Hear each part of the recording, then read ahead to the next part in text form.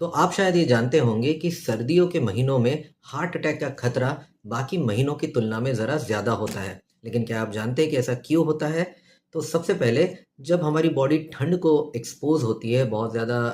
कम temperature को expose होती है, तो उसकी वजह से हमारी बॉडी की जो नसें होती है, वो ज़रा सिकुड़ जाती है। अब ये बेसिकली इसके लिए होता है कि हमारे बॉडी के अंदर जो भी हीट है, जो भी गर्मी है, उसको कंज़र्व करके रखने के लिए। लेकिन जब नस इस तरह से सिकुड़ जाती है तो उसके अंदर के खून का जो प्रेशर है या जिसे हम ब्लड प्रेशर कहते हैं वो भी बढ़ जाता है। दूसरी बात, ऐसे वक्त जब हमें बहुत ज़्यादा ठंड का एक्सपोजर होता है तो ऐसे वक्त हमारे बॉडी में स्ट्रेस हार्मोन जैसे कि एड्रेनलिन, कॉर्टिसोल ये रिलीज होते हैं और इनसे हमारा हार्ट रेट बढ़ता है और साथ ही साथ ब्लड प्रेशर भी और ज़्यादा बढ़ता है।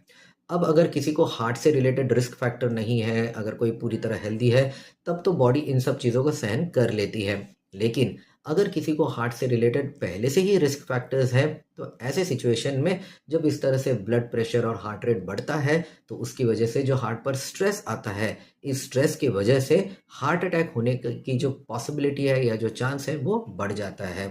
तो याद रखिए, सर्दियों में, ठंड के महीनों में खुद को अगर आपको खासकर कोई हार्ट से रिलेटेड रिस्क फैक्टर है, तो खुद को ज़्यादा ठंड के एक्सपोजर से बचा के रखिए, गर्म कपड़ों का, ब्लैंकेट्स का इस्तेमाल करिए, डायरेक्टली ठंड को एक्सपोज़ ना होइए और अगर ऐसे वक़्त कभी भी आपको ऐसा लगता है कि आपको सडनली हार्ट अटैक जैसे कुछ कंप्लेंट्स आ रहे हैं, जैसे आपको एकदम से चेस्ट पेन हो रहा है, साँस फूल रही है, तो इन चीज़ों को बिल्कुल भी इग्नोर नहीं करना है और तुरंत जाके आपके कार्डियोलॉजिस्ट को दिखा लीजिए।